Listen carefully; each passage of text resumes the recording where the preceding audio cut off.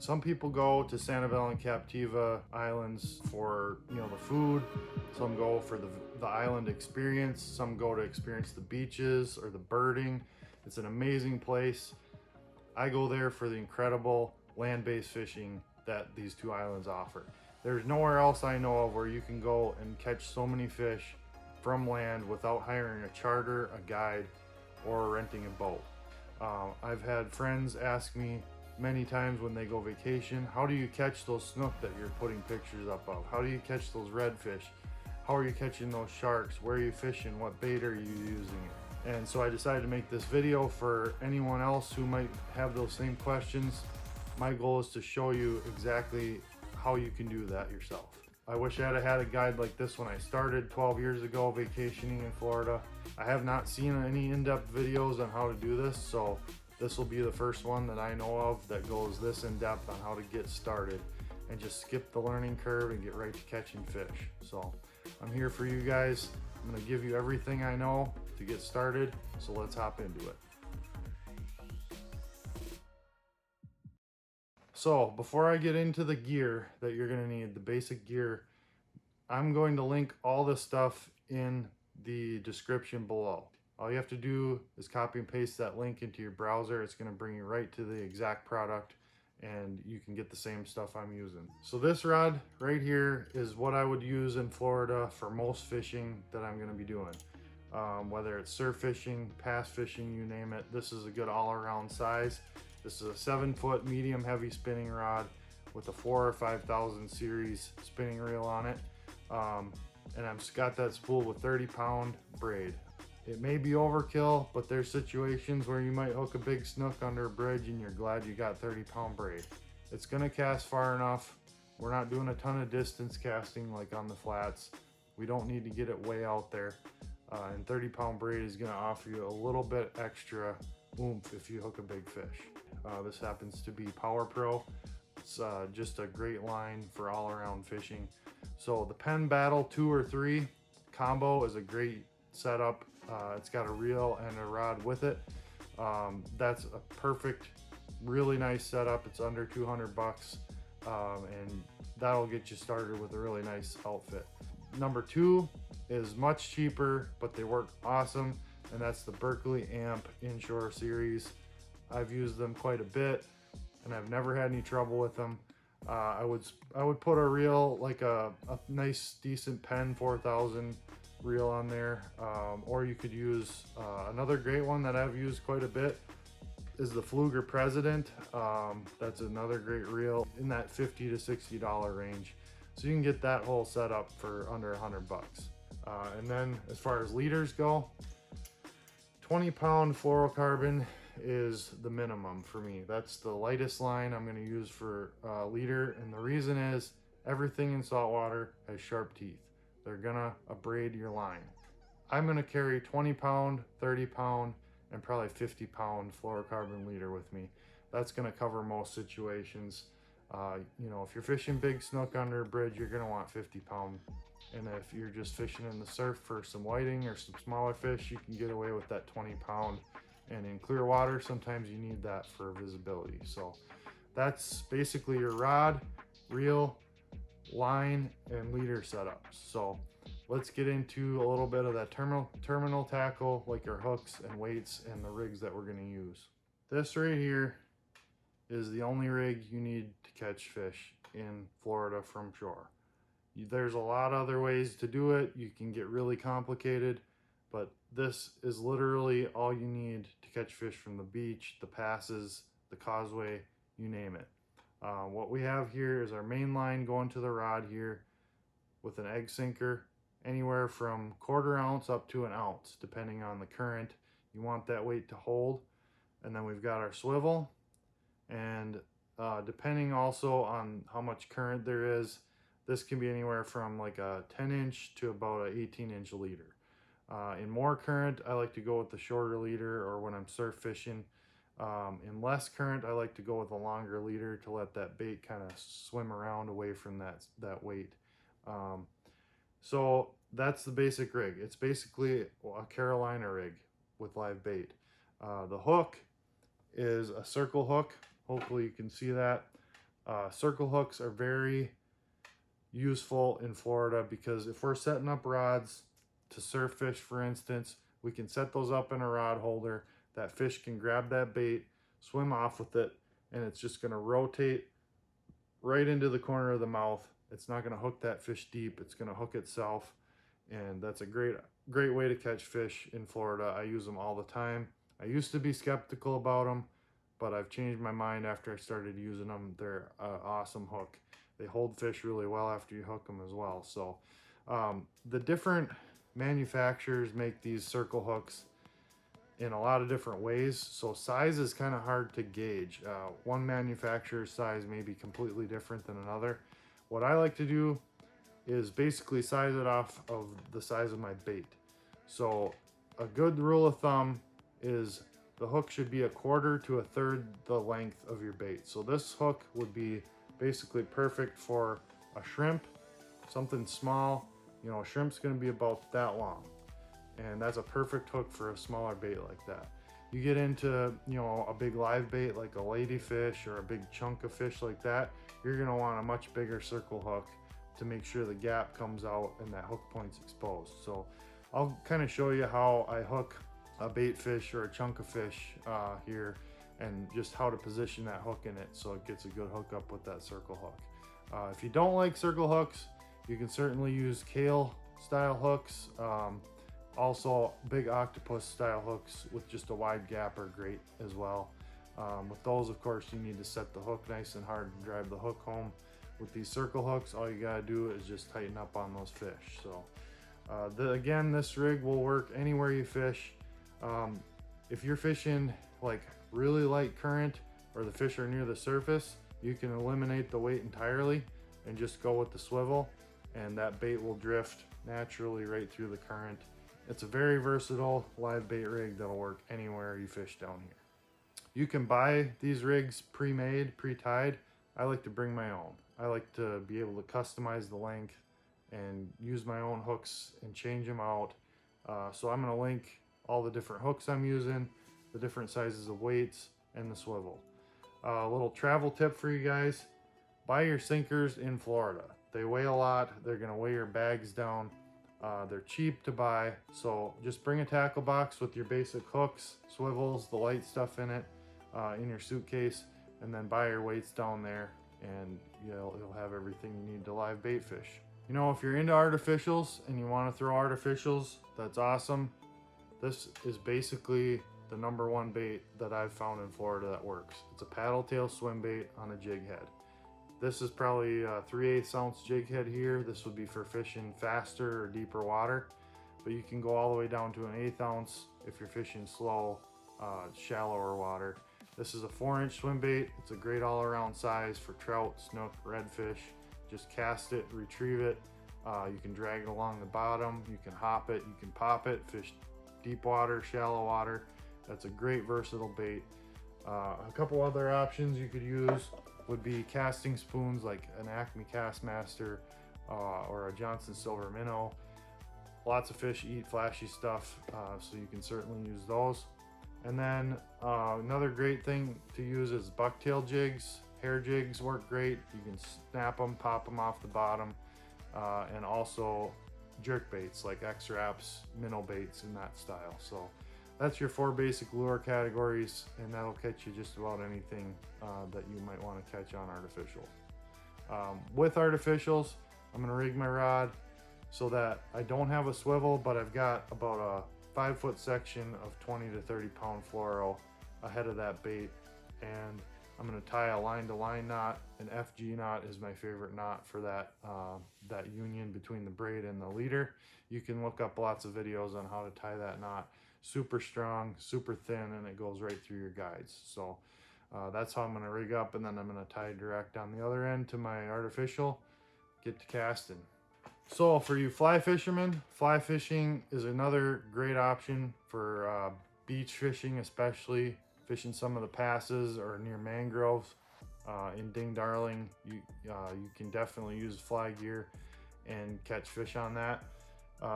Minnow patterns are your best friend. You know, clouser minnows, streamers, anything that looks like a bait fish, you know, from 2 to 4 inches long is going to be a great bait. And your basic, 8 or 9 weight rod with a floating line and probably 30-pound fluoro leader is going to be what you want to use. That'll catch just about anything that you might come across. And you're just going to strip those minnow patterns just like you would for a faster fish in freshwater, like a muskie or a pike. You're going to want to keep that bait moving along pretty quick. A lot of these fish are really fast and used to chasing down quick prey, so strip fast and get that bait moving and hang on. So there's a few other essentials that you'll need to either pick up or rent in Florida if you really want to do this right. Number one is some sort of live bait bucket. You can use frozen shrimp for bait. I like to use live shrimp, and to do that you need a bait bucket. This is my preferred bait bucket. This is an Engel cooler. It's got a live well aerator with it to keep your bait aerated. It's a cooler, it's insulated, so it keeps your bait cool in the hot sun, and it's got a seal on it so you don't get leaks. It's a great option. Another thing you're gonna need is a good pair of pliers. A nice solid pair of decent pliers with line cutters on them for cutting your braid, cutting leader lengths, removing hooks from fish, and that's another essential. One more thing is a fillet knife. So you're gonna want a good fillet knife. I'm gonna link Bubba fillet knife. They make absolutely awesome fillet knives, good to travel with, easy to use, they clean up really well. So that's what I would recommend, is a nice Bubba fillet knife. So one more piece of gear that you're gonna need if you're going to fish on the beach or in the surf, and these you will probably want to purchase in Florida. They're really inexpensive, but that's a sand spike. Sand spikes are basically a piece of PVC tubing that you can push down into the sand on the beach, and they hold super tight to the sand, and you just set your rod in it. There's nothing worse than being on the beach and having to set your rod in the sand, or not have a way to set up 2 or 3 rods and get them out in the surf. So we use these sand spikes all the time when we're surf fishing. So they're like $8 or $9. You can pick up 2 or 3 of them really reasonable. Keep them with you while you're down there, and they're well worth the money. One more thing, sun protection. One option is sunscreen. It works. The Florida sun is absolutely brutal. If you have exposed skin, put 50 SPF on and replace it regularly, or you will get burned. Otherwise, options like sun shirts, Hook makes great gear for nice cool sun shirts, as well as these sun gloves, which I also like just for safety, grabbing fish with spines on them, keeping your hands protected from lacerations, stuff like that. They dry out really quick. I'll link these in the description, as well as the shirt. And then this is an original buff. So these go on your neck to protect your neck, and you can also pull them up around your face to protect from the sun's rays, so you don't need to wear sunscreen. To recap, everything you need: rods, reels, line, leaders, hooks, swivels, sinkers. You got your sand spikes, you got your pliers, a decent fillet knife, and a bait bucket. That is all you need to go out and do exactly what I'm going to show you how to do in this video. Like I said, I'm going to link everything in the description so you know what to get. And at the end of this video, I'm also going to leave a list of all the essentials that you should bring. So now let's get into the fish themselves. Lots of people have heard of snook, trout, and redfish. Those are kind of the big 3 game fish that you're going to find in Florida that most sport fishermen are after, and they can be found almost anywhere in the coastal waters of this area of Florida, Sanibel and Captiva. So you may find all 3 of them together in one area. You might find just one species in an area, but we've caught them in the surf, we've caught them all in the passes, we've caught them all in the mangroves, grass flats, so you never know where these fish are going to show up. There's certain places to look for snook, especially. Number 1, passes. They love the passes. They love that current. They're a current dwelling fish. You can look there for them. Blind Pass is a great example. Some of the current areas around the causeway are good. And then they also like mangroves. So Ding Darling You know, the current in there is great. And then also the beach. This is one of the best kept secrets. One of the best places to catch big snook is on the beach. And most people do not know these fish are there, and they don't know how to catch them. As soon as we get into the strategy part of this video, part 3, I'm going to show you exactly how I do that and how I catch big giant snook. And you guys can do it. It's really not that hard, and they get giant. So those are the big 3 that you're going to find down here. But there's a lot of other different types of fish that are great sport and great eating. One you're going to find in the surf a lot is whiting. They get to about 2 or 3 pounds. They love live shrimp. You can catch those almost anywhere down here where there's some surf or even in some of the passes. 2 other fish that are related that you may run into are black drum and sheepshead. And these fish are also in the drum family. They eat a lot of shellfish, so you're most likely to catch them on shrimp.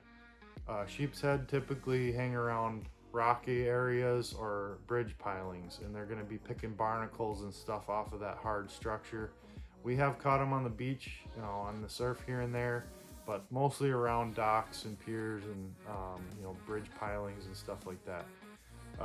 Live shrimp's a great choice for those. Some guys use crabs with good success, but they're a little harder to come by. So, and then the black drum are similar. They're crustacean eating fish. You're probably not going to catch them on artificials as easily as live bait. One fish you will come across if you're live bait fishing is catfish. There's 2 types. There's hardhead catfish and gaff topsail catfish. They both have nasty, venomous spines on them on the top fin and the 2 sides. So you do not want to get stuck by these things. It hurts like a son of a gun and it doesn't stop bleeding. So basically when I unhook a cat, I grab it by the hook and with my pliers, and I just twist that hook until it falls back into the water. I don't try and grab them. I just let them go. However, the gaff topsail catfish, if you get a big one, you can clip the spines off with your pliers, put them in the cooler, and they are absolutely delicious to eat. So you just fillet them like you would any catfish. Make sure you get the bloodline off the back, and they are one of the best fish in the ocean. A lot of locals don't eat them. I have no idea why, because they're awesome to eat. So that's catfish. You'll catch them. Be prepared. Make sure you got pliers. Some of the other quote-unquote trash fish you might catch but are still an absolute blast are ladyfish and jack crevalle. These 2 you can run into anywhere. They'll hit artificials, you know, small spoons, jigs. They'll also hit live bait, and the ladyfish are fun to catch, but they also make excellent bait. Ladyfish are one of the baits we're going to use a lot for cut bait for snook, and if you catch a smaller one, you can put it out live and catch big fish on that as well. The jacks, they can get anywhere from, you might catch a small one all the way up to 20 pounds. And I'm telling you, there is no fish I've ever hooked that fights as hard as a jack crevalle for its size. So be prepared for a battle if you hook into one of those things. Table fare, they're not the best. They're fairly oily meat, but they are a fun fish to catch. All right, on to fish with teeth. Sharks are everywhere. There is sharks upon sharks down here in Sanibel, Captiva. It's one of the premier shark fishing areas in the United States, and they get anywhere from, you know, those small bonnethead sharks to blacktip sharks up to 5 or 6 feet to 500 or 600 pound bull sharks, and then beyond that into, you know, 1,000-pound hammerheads. So you never know what's going to happen out there in the ocean, but typically the sharks you're catching where we're going to be showing you where to fish, they're going to be smaller sharks, the bonnetheads, the blacktips, and they're an absolute blast to catch. They fight hard. They give you a run for your money. So basically the only change you need to shark fish is bigger circle hooks, bigger bait, and some sort of steel leader, you know, in that 50 to 100 pound test so they don't bite you off. But any bloody dead bait is going to work for them. Just get it out as far as you can. The sharks typically like a little deeper water, and you can have a blast catching sharks down here just about anywhere. Anywhere there's other fish, you're going to find sharks around. The other fish with teeth are Spanish mackerel. They're kind of in and out. You never can really target them, but once in a while a school will come through, they'll hit anything that moves, and they're really fast fish. They're fun to catch. So just be aware of what they are and what they look like. They're good on the table as well. Very good eating fish and fun fight. So that wraps up the majority of fish that you're gonna see. You may see something like a pompano, which is a surf fish. You might catch one of those on a shrimp. We don't see them as often. They're a pretty finicky fish and they can be hard to catch. There's a lot of guys that just specifically target them, but they certainly may come along. I've caught permit down here, which are another type of similar fish. They're unlikely catch for you, but it could happen, so make sure you study up that fish ID and know what they look like. So now we've learned about the gear that we need to bring, and we've learned about the fish we might run into on Sanibel and Captiva Islands. Let's get into the best places to fish and what fish we might find in those locations.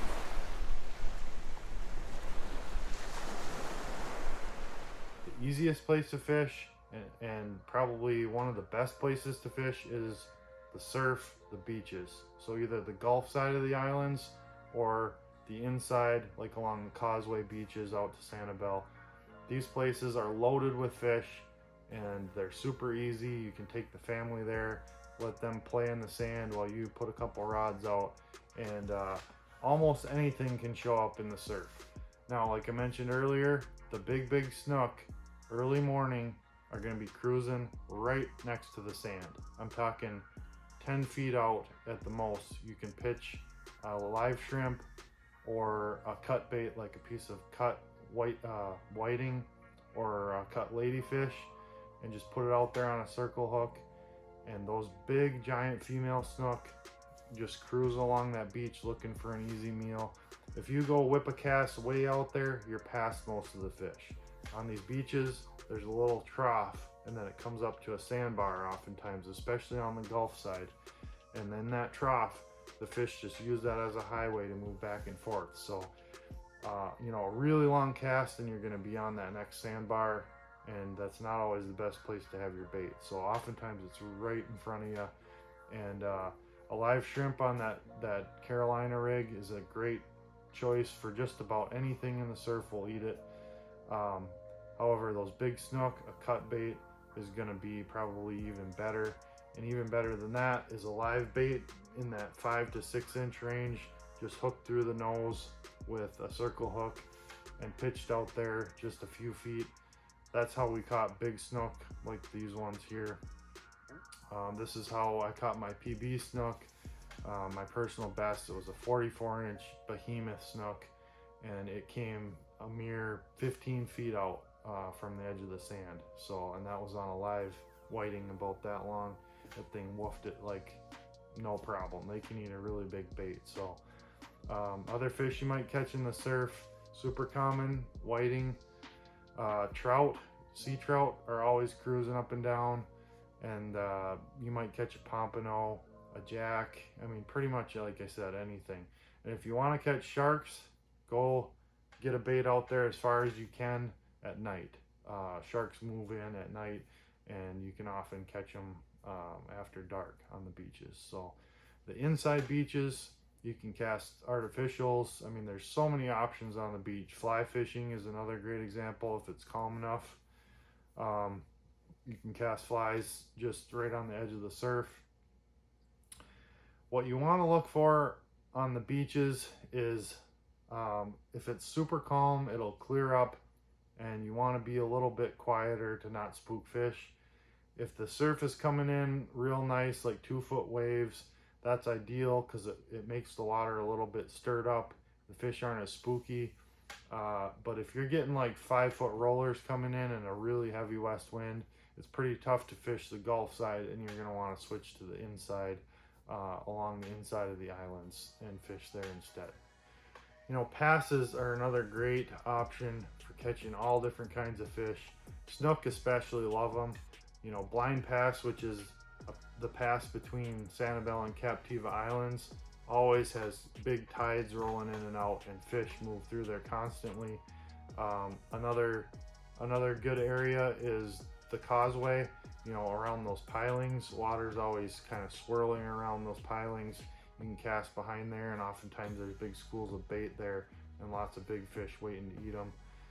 And the best way to fish passes and bridges is basically either get on top of the bridge if they allow it, or on the side of the bridge, and use those Carolina rigs with a live shrimp. If you have access to a cast net, like say you rent one or buy one from a bait shop, these are great places to throw a cast net and maybe get some good live bait like greenbacks or threadfin herring, and hook those right on a bigger circle hook, and you might get some bigger predator fish as well. So oftentimes the tide can really be ripping, and an incoming tide is really good for snook. They like that nice current moving in. And an outgoing tide, I've had great luck with trout. They seem to like that outgoing better. And then right at slack tide, watch for sheepshead and black drum to start moving up in the water column, and they'll start picking barnacles and stuff off of those pilings, and you can catch them right at that slack tide. And basically they're just fish highways. There's always fish moving through, so you can sit there all day and get fresh fish coming through all the time. It's also a great place to throw artificials. You know, passes, they just have so many fish in them that you know, like I said, you're casting to new fish all the time. So using those swim baits, bringing those kind of across current, you can have a lot of fun in those passes.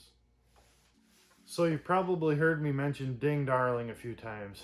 Ding Darling is a famous wildlife refuge on Sanibel Island, and it has a drive-through road that goes through all these mangrove backwaters. It's all saltwater, so all your saltwater species are going to be back there, and there's several culverts along that road where you can fish. Most of the area is open to fishing, and you can take a kayak. You can rent a kayak and hit a lot of spots. Also, Tarpon Bay is a great place to rent a kayak and get around in those mangroves. A lot of these fish use the mangroves for cover, so the closer you can get your bait to those mangroves, the better chance you have of catching fish. You know, mangrove snapper are going to be near those. Mahara are another fish you'll catch in those mangroves. And then all the big three game fish, trout, redfish, snook, those are all going to be up on the edge of those mangroves. So you don't want to use a heavy weight, because this water is not moving fast around those trees. It's just sitting there. So an unweighted rig is probably your best bet with a live shrimp or free-lined live bait. And then another great place to cast artificials like lightweight jig heads with swim baits on them, or those, you know, X-Wraps minnow baits. Get them right up next to the mangroves and just twitch them away, and they'll just come out and whack them. So and then as you drive through Ding, you can get out and take a look at those culverts. Sometimes there's snook moving around in that current. You'll see mullet jump in there sometimes, which mullet, by the way, you'll see them all over, but they don't typically hit lures. So you can get excited, but they eat algae and plant matter, and you're probably not going to hook them. But they do indicate that that's a good area typically, and there's other fish around. So but those culverts are great places to catch fish in Ding Darling, as well as net some bait if you've got a cast net. One handy tip for Ding Darling Wildlife Refuge: if you happen to duck hunt and you have a waterfowl stamp, a current waterfowl stamp from that year, it's free entry to the park for the drive-through. Otherwise, I think it's $6 to $10 to do the drive-through, but I use my duck stamp. It's a great benefit of having that waterfowl stamp, that you can use it there to get into the park. You know, one last option that can be really fun is just wading on some of the flats on the inside of the islands. There's tons of areas, like just on the Fort Myers side of the causeway to Sanibel, there's a huge flat. You can walk out a long ways out there. Lots of places in Ding Darling where you can get out and just wade along the shoreline and just make casts out into those flats. Keep your eyes peeled for movement. And then along the causeway, you can wade out there and cast off those beaches. So be aware of stingrays. The best thing to do is shuffle your feet along so they feel you coming and they scoot out of your way. If you step on a stingray, it's a bad day for you, way worse than it is for the stingray, and they hurt like a son of a gun. So that's one thing to be cautious about. And also be aware that, you know, tides move in and out. You don't want to get caught out in, you know, deep water and have the tide come up on you and have to swim back to shore. So, but other than that, it's a pretty safe area.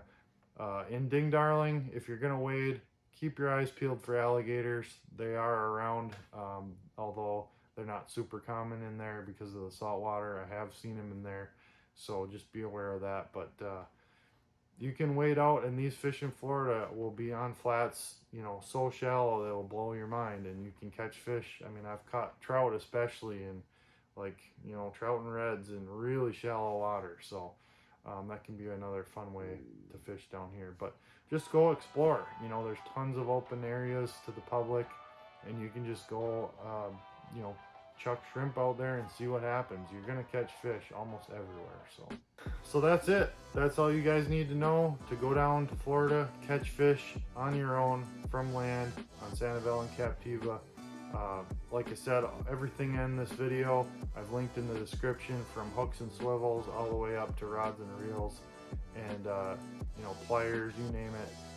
So you can go and just copy and paste those links into your browser, find exactly what you need. And, you know, make sure to like this video, smash that like button.